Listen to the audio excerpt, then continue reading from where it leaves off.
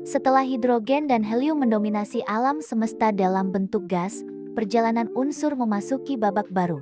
Kita mulai bertemu dengan unsur-unsur yang tidak hanya mengisi ruang, tetapi juga membentuk material padat. Unsur ketiga dalam tabel periodik adalah lithium. Lithium menandai perubahan penting dalam perjalanan ini. Ia bukan hanya unsur ringan, tetapi juga unsur logam pertama. Artinya, mulai dari sini, unsur-unsur tidak lagi sekadar hadir sebagai gas, tetapi mulai membentuk struktur yang bisa disentuh, disimpan, dan dimanfaatkan secara langsung. Meski jumlahnya di alam semesta jauh lebih sedikit dibanding hidrogen dan helium, lithium memiliki karakter yang sangat khas. Ia ringan, reaktif, dan mudah membentuk senyawa. Sifat-sifat inilah yang kelak menjadikannya penting dalam berbagai bidang industri, teknologi, hingga kesehatan. Untuk memahami peran lithium secara utuh, kita perlu kembali ke awal, ke masa ketika unsur ini belum memiliki nama, dan hanya hadir sebagai bagian kecil dari mineral yang belum dipahami sepenuhnya.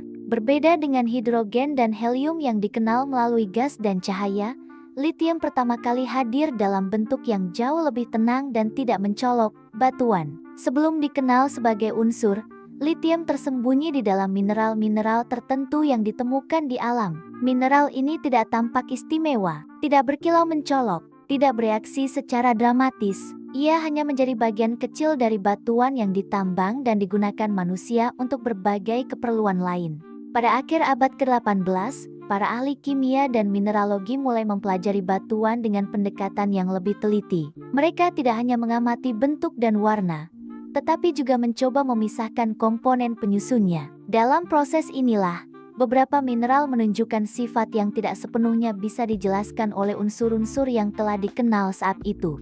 Salah satu mineral tersebut adalah petaliti, batuan yang ditemukan di wilayah Swedia. Ketika mineral ini dianalisis, para peneliti menyadari bahwa ia mengandung sesuatu yang berbeda. Senyawa-senyawa yang dihasilkan dari mineral ini tidak cocok dengan pola unsur logam yang sudah dikenal seperti natrium atau kalium. Namun pada tahap ini, lithium belum dipahami sebagai unsur baru. Ia masih tersembunyi di balik senyawa, bercampur dengan oksigen dan unsur lain. Yang terlihat hanyalah sifat-sifat kimia yang tidak biasa, tanpa penjelasan yang jelas tentang asal-usulnya. Seperti banyak unsur lain, lithium pada awalnya hadir sebagai anomali. Sesuatu yang tidak sepenuhnya bisa dijelaskan oleh pengetahuan yang ada, tetapi belum cukup kuat untuk diidentifikasi sebagai unsur tersendiri.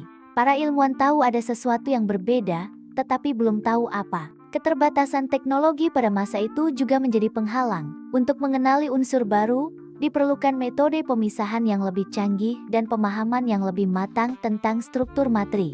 Tanpa itu, lithium tetap berada dalam bayangan, hadir sebagai bagian kecil dari mineral yang tampak biasa. Namun anomali ini tidak pernah dilupakan. Ia dicatat, disimpan, dan menunggu saat yang tepat ketika cara manusia mempelajari materi berkembang cukup jauh untuk mengungkap identitasnya. Perjalanan lithium sebagai unsur mulai menemukan titik terang pada awal abad ke-19, ketika analisis kimia terhadap mineral dilakukan dengan ketelitian yang semakin tinggi. Perhatian tertuju pada mineral petaliti yang sebelumnya telah menunjukkan sifat-sifat kimia yang tidak sepenuhnya dapat dijelaskan. Pada tahun 1817, seorang kimiawan muda asal Swedia bernama Johan August Arfwedson melakukan analisis mendalam terhadap petaliti di laboratorium gurunya, Johannes Jacob Berzelius. Dalam proses ini, Arfwedson mencoba memisahkan dan mengidentifikasi komponen penyusun mineral tersebut secara sistematis. Hasilnya menunjukkan sesuatu yang penting. Senyawa yang dihasilkan dari petalite mengandung unsur logam yang sifatnya tidak cocok dengan unsur-unsur alkali yang telah dikenal saat itu, seperti natrium dan kalium. Berat atomnya berbeda. Reaksinya juga menunjukkan pola yang khas. Arfwedson menyimpulkan bahwa mineral tersebut mengandung unsur baru. Namun pada tahap ini, unsur tersebut belum berhasil diisolasi dalam bentuk logam murni. Lithium hanya dikenali melalui senyawa-senyawanya. Meski demikian, bukti yang dikumpulkan cukup kuat untuk meyakinkan Berzelius bahwa ini memang unsur yang berbeda. Karena unsur ini ditemukan dalam batuan, bukan dari jaringan tumbuhan atau cairan. Berzelius mengusulkan nama lithium, yang berasal dari kata Yunani litos, berarti batu. Penamaan ini menegaskan asal-usul penemuannya sekaligus membedakannya dari unsur-unsur alkali lain yang sebelumnya banyak ditemukan melalui sumber biologis. Upaya untuk mengisolasi litium dalam bentuk logam murni membutuhkan waktu lebih lama. Baru pada tahun 1821, Humphrey Davy berhasil menghasilkan litium logam dalam jumlah sangat kecil melalui metode elektrolisis. Keberhasilan ini membuktikan bahwa litium bukan hanya konsep teoretis atau bagian dari senyawa, tetapi benar-benar unsur logam yang berdiri sendiri. Dengan isolasi ini, posisi litium sebagai unsur kimia menjadi lengkap. Ia memiliki identitas, nama, dan tempat dalam tabel periodik yang sedang berkembang. Dari batuan yang tampak biasa, litium akhirnya muncul sebagai unsur baru yang ringan, reaktif, dan berbeda dari logam-logam yang telah dikenal sebelumnya. Setelah litium dikenali sebagai unsur dan berhasil diisolasi dalam bentuk logam, langkah berikutnya adalah memahami sifat dasarnya secara ilmiah. Disinilah litium mulai ditempatkan secara jelas dalam struktur tabel periodik. Litium berada pada posisi ketiga dalam tabel periodik dan memiliki nomor atom 3. Artinya, di dalam inti atom litium terdapat 3 proton, dan di sekelilingnya bergerak 3 elektron. Struktur ini menempatkan litium dalam kelompok logam alkali bersama natrium dan kalium. Menurut model atom Bohr, 2 elektron pertama litium mengisi lintasan energi terdalam. 1 elektron sisanya berada pada lintasan berikutnya. Elektron terluar inilah yang sangat mudah dilepaskan. Inilah alasan utama mengapa litium bersifat sangat reaktif dan jarang ditemukan dalam keadaan bebas di alam. Secara fisik, litium adalah logam padat berwarna keperakan, namun sangat lunak. Ia dapat dipotong dengan pisau, bahkan pada suhu ruang. Dibandingkan logam lain, massa jenis litium sangat rendah, menjadikannya logam paling ringan yang pernah dikenal manusia. Secara kimia, litium mudah bereaksi dengan air dan oksigen. Reaksi ini menghasilkan senyawa yang lebih stabil, sehingga litium murni harus disimpan dalam kondisi khusus untuk mencegah reaksi yang tidak diinginkan. Sifat ini menjelaskan mengapa litium di alam hampir selalu ditemukan sebagai bagian dari mineral dan senyawa, bukan sebagai logam bebas. Litium memiliki 2 isotop alami yang stabil, yaitu litium 6 dan litium 7. Litium 7 merupakan isotop yang paling melimpah dan menyusun sebagian besar litium di alam. Litium 6, meskipun lebih jarang, memiliki sifat khusus yang membuatnya penting dalam beberapa bidang penelitian lanjutan. Keberadaan litium di alam tidak merata. Ia ditemukan dalam mineral tertentu, air laut dalam jumlah yang sangat kecil, serta endapan geologi yang terbentuk melalui proses panjang. Karena kelimpahannya relatif rendah dan penyebarannya terbatas, litium selalu menjadi unsur yang perlu ditambang dan dimurnikan dengan hati-hati. Sifat-sifat dasar inilah yang menjadikan litium unsur yang unik. Untuk memahami mengapa unsur ini kemudian menjadi sangat penting dalam kehidupan manusia, kita perlu melihat bagaimana sifat-sifat tersebut mulai dimanfaatkan secara nyata. Pemanfaatan awal litium tidak langsung berkaitan dengan teknologi tinggi atau perangkat modern. Pada tahap awal, litium menarik perhatian justru karena sifat kimianya yang khas dan kemampuannya membentuk senyawa yang berbeda dari logam alkali lainnya. Pada abad ke-19, setelah litium berhasil diisolasi, penggunaannya masih sangat terbatas. Produksi litium logam sulit dilakukan dan jumlahnya sangat kecil. Karena itu, perhatian lebih banyak tertuju pada senyawa litium, bukan logamnya secara langsung. Senyawa-senyawa ini mulai dipelajari untuk melihat bagaimana sifatnya dapat dimanfaatkan dalam konteks praktis. Salah satu penggunaan awal litium muncul dalam bidang kimia dan material. Senyawa litium digunakan dalam pembuatan kaca dan keramik khusus. Penambahan litium pada kaca membantu menurunkan titik leleh dan meningkatkan ketahanan terhadap perubahan suhu. Dalam konteks ini, litium tidak digunakan karena reaktivitasnya, tetapi karena kemampuannya memodifikasi sifat material secara halus namun efektif. Di bidang kedokteran awal, senyawa litium juga mulai diperhatikan. Pada akhir abad ke-19 dan awal abad ke-20, litium digunakan dalam berbagai ramuan medis. Pada masa itu, pemahaman tentang mekanisme kerja zat kimia di dalam tubuh masih terbatas. Litium digunakan secara empiris, berdasarkan pengamatan efeknya, bukan pemahaman ilmiah yang mendalam. Penggunaan ini kelak akan berkembang dan dikaji ulang secara lebih ketat di era modern. Lithium juga mulai digunakan dalam pelumas pada bidang industri. Senyawa lithium membantu menciptakan pelumas yang lebih stabil pada suhu tinggi dan kondisi ekstrem. Kebutuhan ini muncul seiring berkembangnya mesin dan peralatan mekanis yang bekerja lebih berat dan lebih lama. Perlu dicatat bahwa pada tahap awal ini, lithium belum dianggap sebagai unsur strategis. Penggunaannya masih bersifat khusus dan terbatas pada bidang tertentu. Memasuki abad ke-20 dan terutama abad ke-21, posisi lithium berubah secara drastis. Unsur yang sebelumnya hanya digunakan dalam bidang-bidang khusus mulai menjadi komponen kunci teknologi modern. Perubahan ini tidak terjadi karena lithium menjadi lebih banyak, melainkan karena kebutuhan manusia berubah.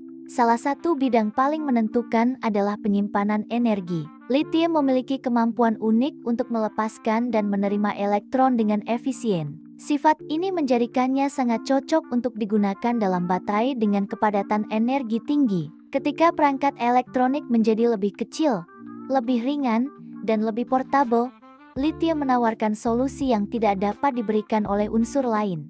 Baterai berbasis lithium memungkinkan ponsel, laptop, dan perangkat portabel lain bekerja lebih lama tanpa menambah berat secara signifikan. Dalam konteks ini, lithium tidak sekedar bahan, tetapi penentu desain teknologi. Tanpa lithium, banyak perangkat modern harus dibuat lebih besar, lebih berat, atau kurang efisien. Peran lithium juga meluas ke transportasi modern. Kendaraan listrik membutuhkan sistem penyimpanan energi yang ringan, stabil, dan dapat diisi ulang berkali-kali. Lithium memenuhi kebutuhan ini lebih baik dibandingkan banyak alternatif lain. Karena itu, lithium menjadi bagian penting dalam transisi menuju sistem transportasi dengan emisi yang lebih rendah. Di bidang kesehatan, senyawa lithium masih digunakan dalam konteks medis tertentu dengan pengawasan ketat.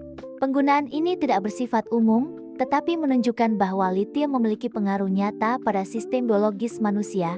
Dalam industri dan material, lithium digunakan untuk meningkatkan performa kaca, keramik, dan paduan tertentu. Material yang mengandung lithium dapat menjadi lebih tahan terhadap suhu ekstrem dan perubahan mendadak. Kebutuhan ini muncul dalam berbagai aplikasi, mulai dari peralatan industri hingga teknologi ruang angkasa. Namun meningkatnya peran lithium juga membawa tantangan. Permintaan yang tinggi menuntut proses penambangan dan pemurnian yang semakin intensif. Hal ini memunculkan pertanyaan tentang keberlanjutan, dampak lingkungan, dan pengelolaan sumber daya jangka panjang.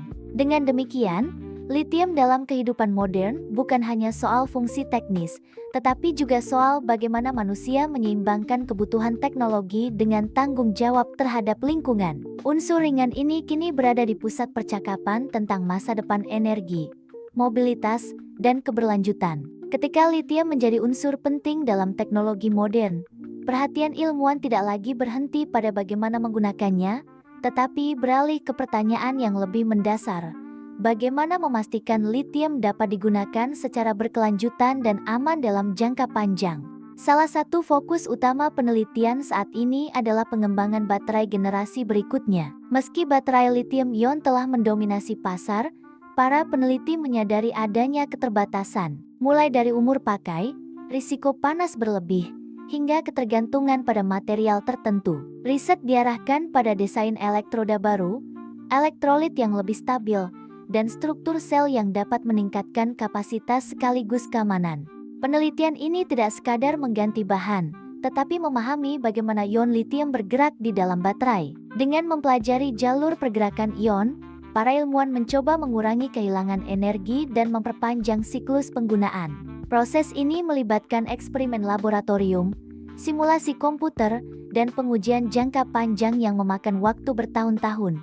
Bidang riset lain yang berkembang pesat adalah daur ulang lithium.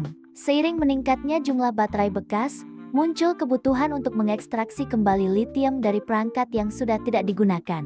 Penelitian difokuskan pada metode pemisahan yang lebih efisien dan lebih ramah lingkungan, sehingga lithium dapat digunakan kembali tanpa harus selalu bergantung pada penambangan baru.